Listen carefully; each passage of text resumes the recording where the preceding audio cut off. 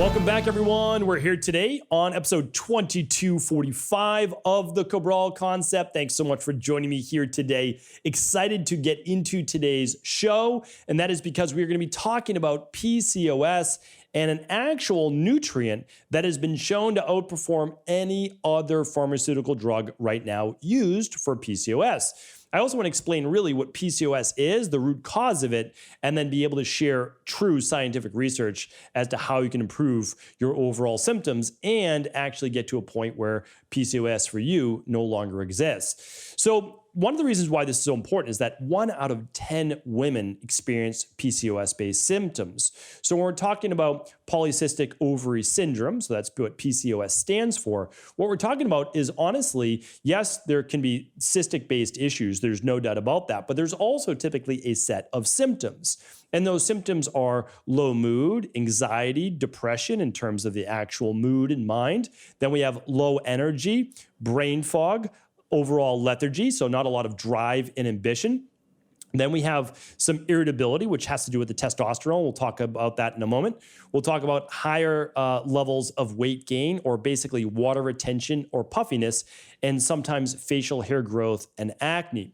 So those are a lot of the symptoms that women may be feeling in terms of overall mind and body, but then it's oftentimes coupled with a cessation of their actual menstrual cycle. So they stop their menstrual cycle. It can then, of course, cause infertility and other issues. So in our practice, and of course, that's what we're sharing with you, we share with the entire world, what we do is we actually look for, well, what are the underlying root causes? Because in conventional medicine, they don't really give you an answer, right? They're just saying, well, we're just going to put you on something to help better regulate your blood sugar, and we're probably going to put you on birth control that may help with your non-regulated cycle or some of the symptoms that you're having. But the problem is that overlooks why it was caused in the first place. So even if you have a genetic predisposition to PCOS, because maybe your mom or sibling or aunts or whoever had it, we want to understand that that doesn't mean that that has to happen to you. It means that your genetics were influenced through proteins or single nucleotide polymorphisms that were turned on from the environment. Now, again, this is not necessarily any fault of your own, but what it means is that certain foods or stressors or toxins, etc., can actually set off your genes to then cause PCOS-based symptoms. And of course, we've had thousands of women in our practice with PCOS. And I'm going to share with you exactly how do we get to the bottom of it. And then also, again, using nutritional biochemistry and nutritional science to use the best of what's out there right now. So what I want to do is just share with you first what the actual underlying root causes of PCOS are. So like, why do you have PCOS in the first place? This is important because if you never peel back the onion and you never know why, all you're really doing is treating the symptoms. So you can either treat the symptoms with drugs or you can treat the symptoms with supplements. I don't recommend you do either of them. So I recommend you find the root cause, right? And then you can then use nutritional supplements, or if you choose pharmaceutical drugs, while you're rebalancing. And I'm good with that because then you know what you're truly working on and at the same time alleviate a lot of your symptoms. Okay, so let's get into it. Main reasons for PCOS, main root cause reasons. The main reasons are higher levels of cortisol. What does that mean? Well, it means that you're suffering from higher levels of stress. I mean, that's literally the bottom line, right? So you are stressed from either gut-based issues, okay, stealth pathogens, like we've talked about before. I'll link up a podcast on stealth pathogens today. So all the research, by the way, because everything is scientifically validated, will be at stephencabral.com/2245. If you want to head over there now, I'll give you the main takeaways and the links as well. stephencabral.com/2245. So we have to understand that heavy metals, mold, injuries, any of those inflammatory things can cause stress in the body. Viral load can cause stress in the body. Work, life, relationships can cause stress in the body. So stressors can increase your stress hormone cortisol. Well, when that happens, you can also then be dealing with lower thyroid. Lower thyroid can mimic a lot of the same symptoms as PCOS. And sometimes the two, honestly, they just go hand in hand. So you really want to be able to work on and assess those two. The next one is high testosterone. So many women with PCOS are dealing with higher levels of testosterone, but higher levels of testosterone are usually not a root cause. Some women, mesomorph body type or pitta body type women, do trend towards higher levels of testosterone. There's no doubt about that, but that doesn't mean it's too high that it would cause PCOS-based symptoms. So why the high levels of testosterone? Well, the higher levels of stress can lead to higher levels of testosterone, or the next point, number 4, is a blood sugar imbalance. Higher levels of morning glucose or higher levels of what's called the cortisol awakening response can cause higher levels of blood sugar, which can then cause higher levels of testosterone. So remember, just again, there's always an underlying root cause. There's always an answer. Things are linked. Your body does not work in separate pieces, right? This body right here, it all works together. I know that it might seem confusing at times and it can get complex, but there is always an answer, and the goal is to always simplify. So remember, there is honestly usually 6 to maybe 12 reasons maximum why anyone suffers from anything. All our job is to whittle that down to the 1, 2, or 3 things that you suffer from, right? And then we don't have to rebalance 12 things. We only have to rebalance 1, 2, or 3 things. That's always the goal, all right? So we've got higher levels of stress hormones like cortisol, lower levels of thyroid, higher levels of testosterone, okay? Higher levels of blood sugar, so blood sugar imbalance. We can test that with fasting glucose levels. And then we can also have higher levels of estrogen. Now, why would you have higher levels of estrogen leading to estrogen dominance, which, by the way, mimics a lot of the same symptoms, such as brain fog, weight gain, water retention, adult acne, lower mood, digestive issues, and so much more. And also menstrual cycle dysregularity. So again, that's why we want to know, is this PCOS or is this estrogen dominance? But again, we're really just talking about symptoms. Unless there's specific cysts, which you can have diagnosed, you might be dealing with the overall symptoms of PCOS, and that's okay too, because it's honestly, you still look for the same underlying root causes. So estrogen dominance is very, very it's at a very high rate in our practice. About 8 out of 10 women we see with these types of symptoms have some level of estrogen dominance. That's typically, oftentimes, to be honest with you, it's lower levels of progesterone and normal levels of estrogen that cause the estrogen dominance. Because you don't have to have a high estrogen to have estrogen dominance. You just have to have a greater ratio, a higher ratio of estrogen to progesterone. And the higher it is, the more symptoms you're going to feel, even like night sweats, oftentimes during the second half of your cycle. So these again, there's always an answer. It's not as complex as you think. We can narrow this down because we have one more to go, and that's toxicity. So the last reason we typically see for PCOS, there are others, but these are the main ones we see, is toxicity. And why would toxicity be an issue? Okay, the more toxins you have, the more body fat you begin to gain, or the more water retention, the more puffiness, the greater amount of adipose tissue swelling. This is because your body, if it can't detox it, doesn't keep it in your bloodstream, it will move it to the brain tissue, which is fat, 90%, and then, or it moves it to your body fat. The body fat begins to swell. That's why you look a little maybe puffier, and that is where you store a lot of the toxins. Okay, so that's one, but what happens when you increase body fat? Well, when you increase body fat, you increase endogenous production of estrogen. So now you have greater amounts of estrogen in your body. Not ideal. It's not a positive. You want balanced, healthy levels of estrogen, okay? So what happens there? Well, higher levels of estrogen leads to what? More of the same symptoms of PCOS and greater weight gain. So now that leads to what? Well, higher levels of cortisol and estrogen, and then we're back in the same cycle. So you can see how it's a vicious cycle. And so then you say, well, I'm going to go on a weight loss plan or whatever it might be, but you lose the weight. And what happens? Well, when you empty these adipose, you basically oxidize them, you break down this adipose tissue, out comes some of the toxins. Now the toxins in your bloodstream. Well, what happens if your liver, right? If your liver is not ready to detox those toxins to the greatest capacity that it can, remember, it's going to detox some.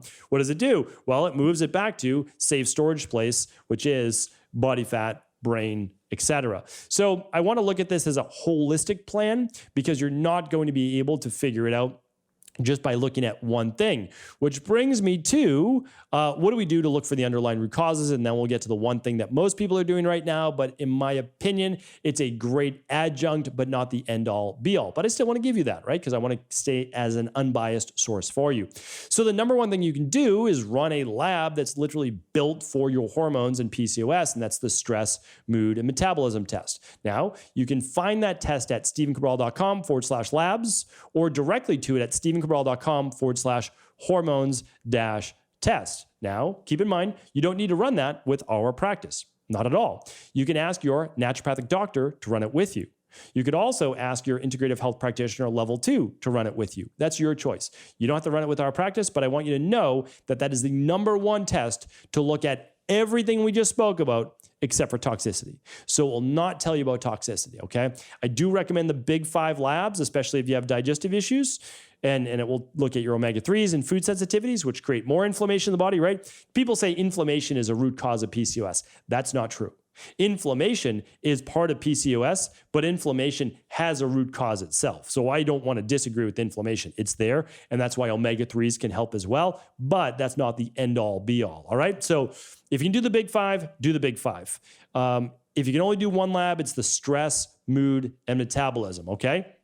It's going to test estrogen, progesterone, DHEA, testosterone, cortisol throughout the day. So 4 times. It's going to test your free T4, free T3, TSH, TPO antibodies. It's going to test your vitamin D, your insulin, and your hemoglobin A1C, I'm pretty sure at this point. All right. So that's what you want to look at. Again, you can run it with whoever you feel comfortable with, but that's how you get to the underlying root causes. Now, the second part is, well, what do we want to do if there's high cortisol? Well, if there's high cortisol, we're going to use things like magnesium and adrenal soothe, okay? Well, what if there's something like high testosterone? Okay, we can use a testo quench-based product. What if there's high levels of estrogen or estrogen dominance? We can use a product called Estrogen Balance. So remember, there's always going to be a way to help balance that in the short term while we are rebalancing the overall lifestyle factors that take some time. And I'm going to share the studies with you right now.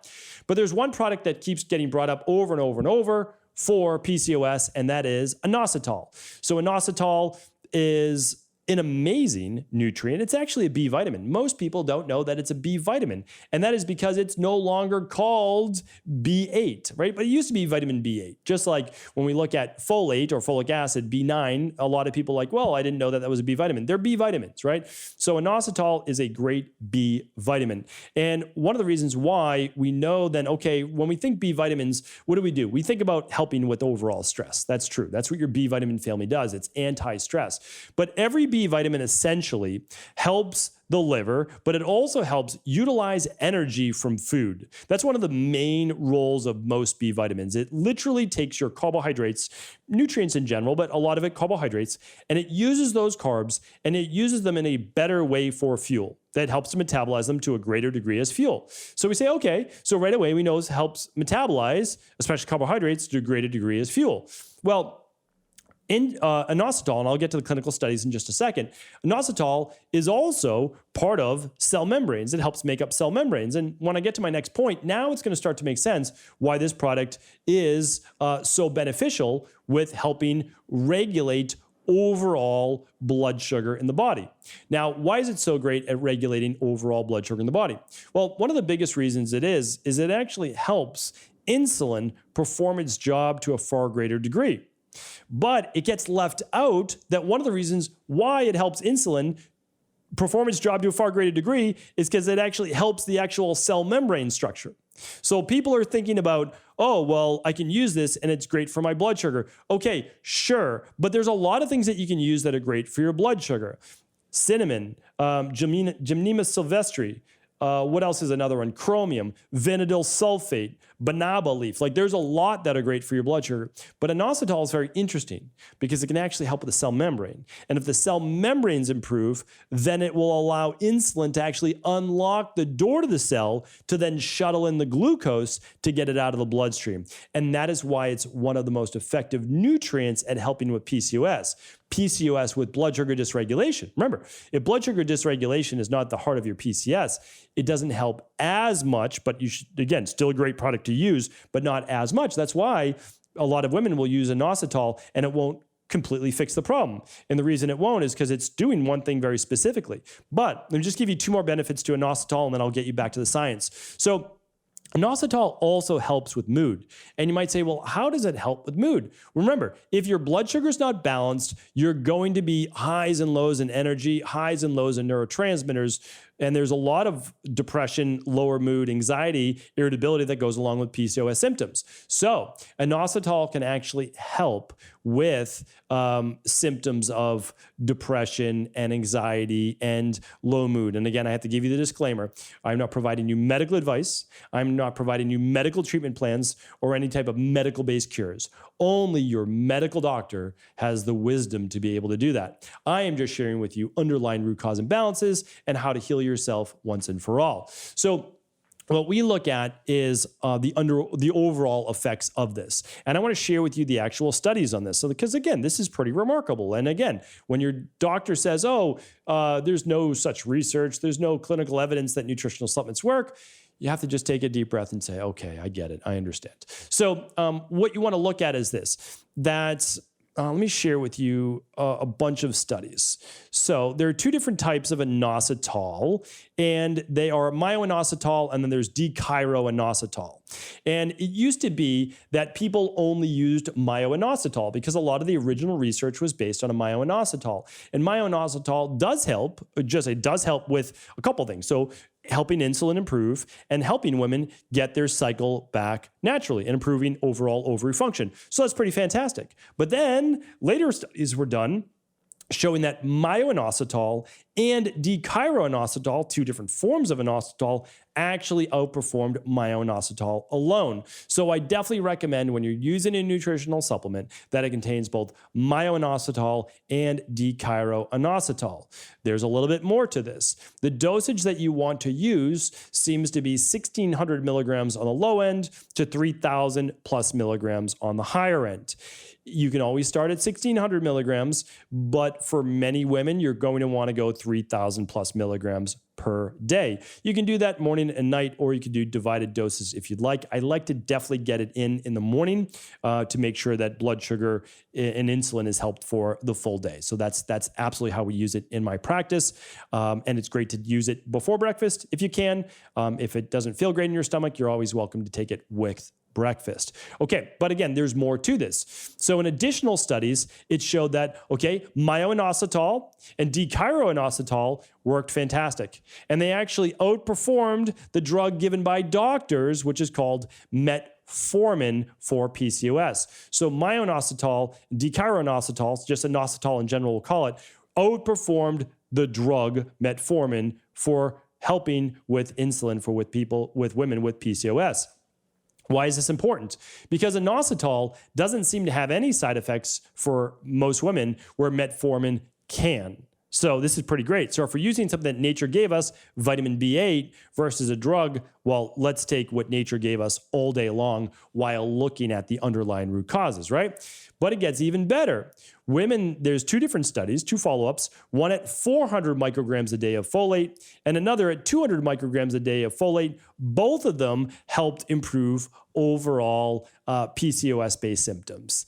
And so I thought that this was actually remarkable. It just goes to show you that in general, it's why we always recommend a daily activated multivitamin or the daily nutritional support powder with anything that you use. Here's why. The body does so much better when it gets all of its nutrients in conjunction instead of one silver bullet nutrient. Again, you can use these single things like a ubiquinol, advanced CoQ10, or whatever it might be, right? Single nutrients, and they can work. And I'm not saying that, but so much better when you use it on top of a fully methylated all-in-one, like a daily nutritional support or a daily activated multi. You use the one of your choice. I'm going to add the research here for you. I gave you the dosage of both.